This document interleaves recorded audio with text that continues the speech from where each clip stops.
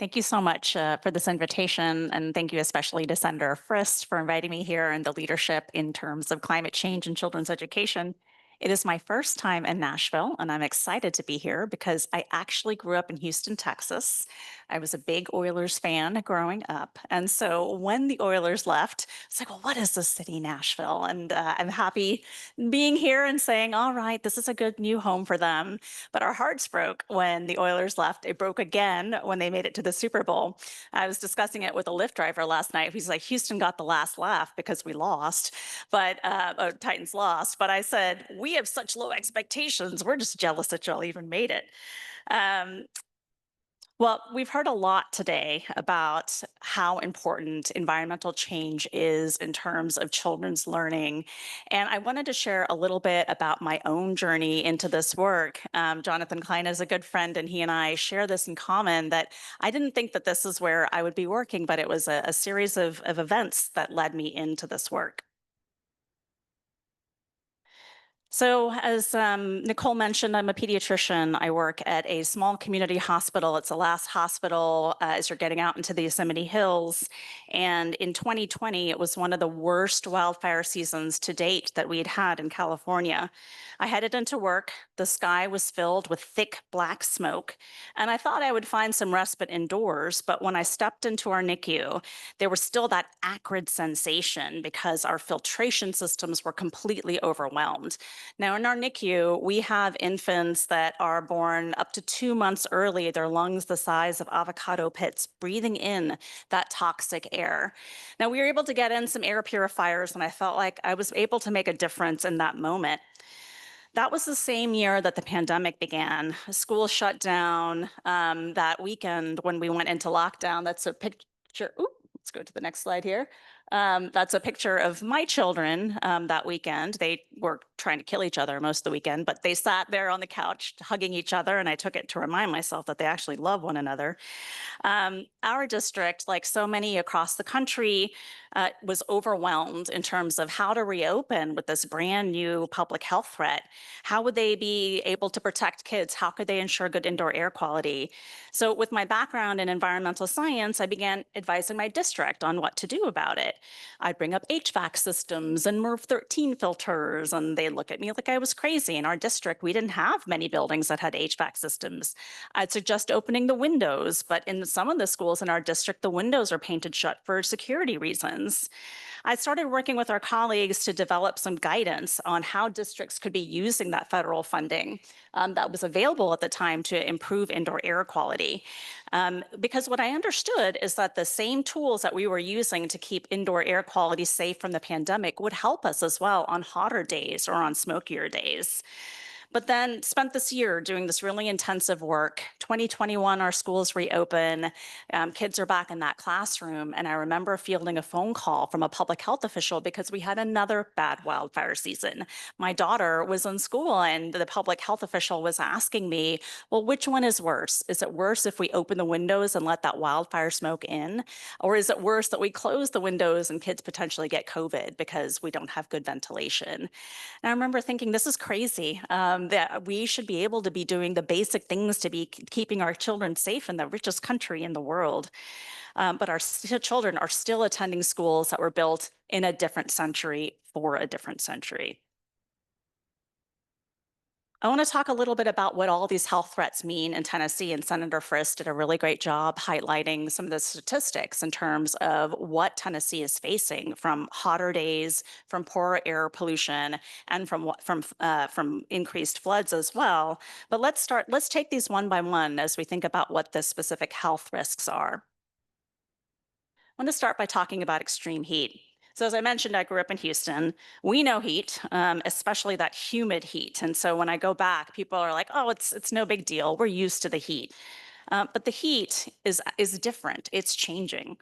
Our bodies have physiologic limits. So, studies show us that healthy adults can tolerate temperatures of 115 degrees in dry heat with light clothing, drinking water continuously. If you add humidity into the picture, that number drops into the 90s. But And why is that? That's because our bodies only really have one way to cool down, and that's sweating. So when we sweat, as our bodies get hotter, we pump the blood out to our skin.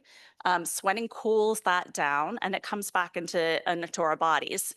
But what if it's too hot outside? Well, your body just keeps doing the only thing it knows to do. That's why when somebody is overheated, they appear really flushed because your body's desperately trying to get all the blood out to your skin to try to cool it down. But at some point, it doesn't work because it's too hot outside.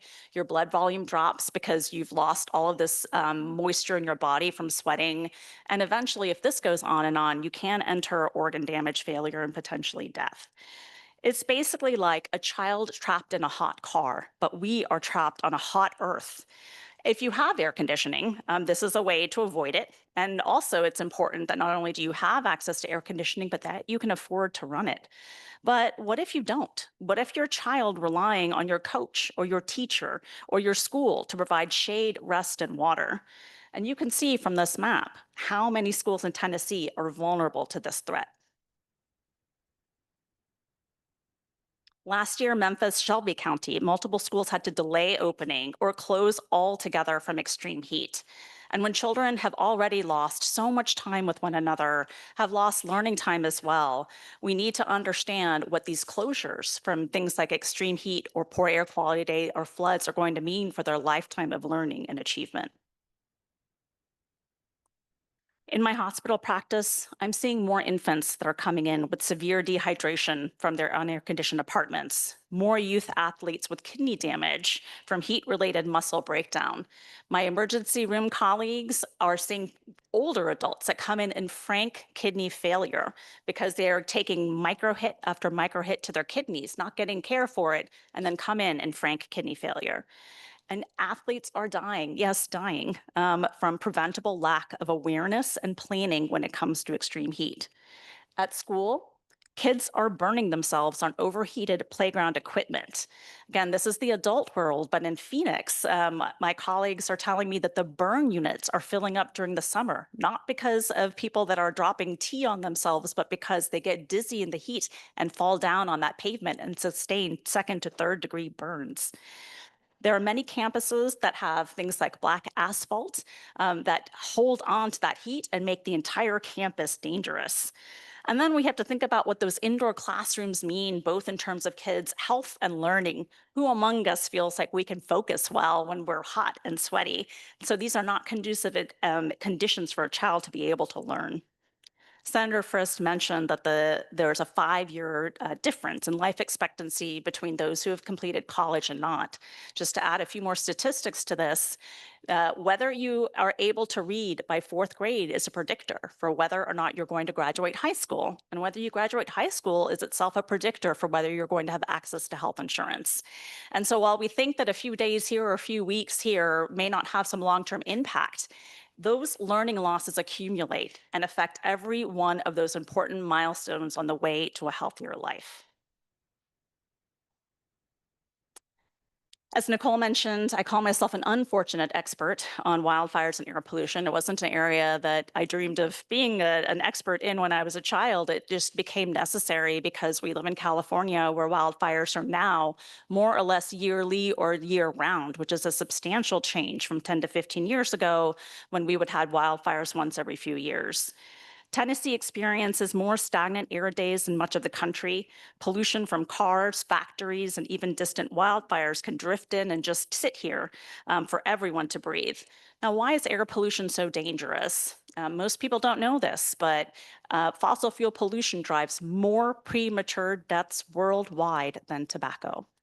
And that is because whenever we burn anything, whether it's coal or gas or an entire forest goes up in flames, it produces these tiny little soot particles, so tiny that we can breathe them in. They can actually enter our nose and go straight up to our brain. When it comes into our body, it essentially sets off inflammation. And the more of it you're exposed to, the higher the danger, the higher the risk. This graphic here on the bottom outlines many health impacts that we have very good data on. The more that you're exposed to air pollution, the higher your risk for things like heart disease, diabetes, certain forms of cancer. It is now a established top 3 cause of dementia. That pollution is so tiny, it crosses the placenta, and we have found evidence of that pollution in a developing fetus's lungs, brain, and liver. And finally, flooding. Tennessee has always had floods, but changing conditions mean more of them. And worse, in just 15 years, nearly $1 billion in federal disaster aid went to flood recovery here. So not only are we seeing more flooding events, we also have to interlace this with what's happening in terms of federal assistance. FEMA's budget is being slashed. And so what we can expect moving forward is that as these disasters play out, there might be less assistance there for communities to be able to rebuild. Just last month, Hamilton County declared a state of emergency after historic flooding that disrupted schools and disrupted emergency services as well. Floods are one of the most devastating natural disasters that children go through because not only might they lose their school, their homes as well, caretakers might also be swept away from the floods. There's been a lot of research in particular on the children that survived Hurricane Katrina, and they find years down the road that those children are still struggling with a litany of mental health impacts that carry forward. Beneath this all, as I mentioned, is mental health. Children, as Senator Frist mentioned, need stable, safe environments to thrive. These types of disasters are destabilizing. A psychologist I work with in California told me her students, who are at this point accustomed to wildfires, will sometimes cry when they so much as see smoke in the sky. The repeated evacuations are so devastating. A 12-year-old recently reached out to me after watching her classmates get sick in extreme heat when they had teachers have them sit outside during lunch. She's deeply worried about it and asked if I would write her a letter to her school board to make sure that all children in her school get access to education on extreme heat and what it means for their peers. I wrote the letter for her, but I at the same time felt very conflicted because I don't think a 12-year-old should have to learn how to stay safe. I think, first of all, it should be the jobs of the teachers and the community that's there. But second, how sad that these are the risks that our children are having to face now. This is a lot to take in, but it's also a moment for vision. These challenges will define the health of every student born today, but they also offer us a chance to reimagine schools as hubs of resilience, opportunity, and health. So as I mentioned, in 2021, I had spent all this time working on indoor air qualities in schools and feeling, frankly, some despair. I felt small and I felt alone. I got an opportunity to actually create a big vision for what climate resilient schools in California could look like. I had no idea what I was doing. And I was really grateful to be able to connect with folks like Jonathan Klein from Undaunted K through 12, Andrew Yagoyan, who's at 10 Strands, and Jeff Vincent, who's at the Center for Cities and Schools at Berkeley. With their expertise and help, we built a large community of experts throughout the state that are invested in terms of not just cataloging the problems, but using it as an opportunity to build a big, bold vision for what 21st century schools should look like. We wrote this report together, and we were really thinking about what does it look like when extreme weather forces utilities to cut power, for example? How can we ensure that children can continue attending school in spite of these disasters? So thinking about the role of renewable energy and things like solar and battery on site that can keep the power going. What happens if the air pollution outside is so overwhelming that it's not safe to be outdoors? Well, how can we make sure that we're building systems so that children can be safe indoors in a nurturing space to continue learning? How can we ensure that playgrounds, which can be unsafe because they were built for a different climate, we can create safe spaces for children to be outside where it's not only safe, but it's nurturing at the same time. So thinking about things like green schoolyards. And finally, making sure that we're integrating that all important mental health piece and component when students are struggling to make sense of this rapidly changing world. How can school be a site for connection, for healing, and for agency in a world that is changing rapidly? Within the report that we laid out, we really organized this around three, what we call the three C's, which is campus, community, and curriculum. And so we talk about the importance of really creating the facilities and thinking about solar on the rooftops, for example, how you better harvest rainwater, community. So how do we develop a culture of resilience, not just within the school, but really accessing the resources around the school, whether there are museums or community groups where children can learn from, or those groups can visit the school themselves to really closely knit together that vision and that community. And then curriculum. There's good data to show that when you just change buildings or when you just change curriculum, it's not nearly as powerful as doing both things at the same time. I think this is what we've been talking about in terms of experiential learning. And so the buildings serve as the model, and then children get that reinforcement in terms of the curriculum that they're hearing indoors. Let's get ahead here. We have tons of data on how good it is to be outdoors for kids. But as Jay Renfro reminded us when he asked us to look at the list of activities, why do we need so much data for something that is instinctual to all of us? Who among us doesn't feel better when we're outside? Who among us doesn't feel calmer, happier, more connected with each other? How did we get so far removed from nature, and how do we bring it back?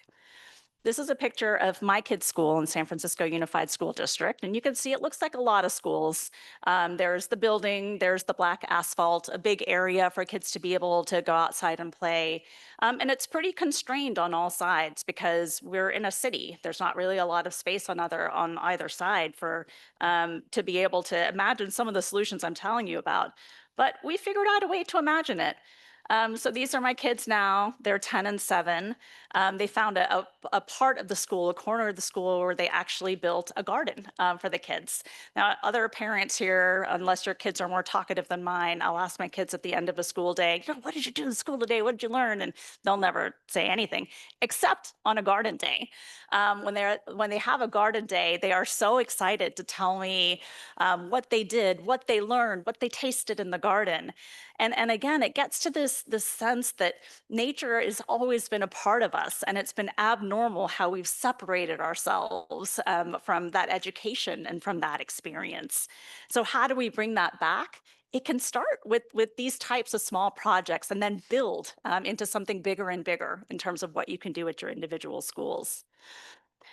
A close friend and co-resident was recently passed away from a 10-year struggle with breast cancer. And before she died, she and her husband chose to have a baby through surrogacy.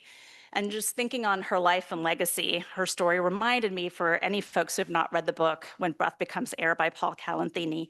He was a neurosurgeon who had a child with his wife, knowing that he would not live to raise her. But both of them chose parenthood not for legacy, but for love, understanding that love will come with heartbreak, but that love is worth having.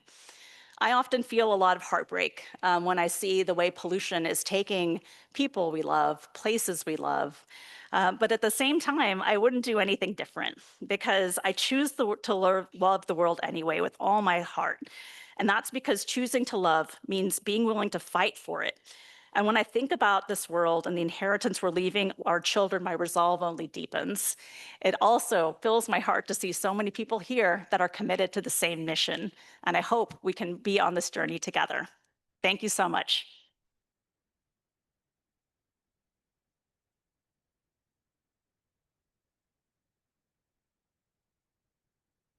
Please welcome to the stage President and CEO of SCORE, David Mansouri.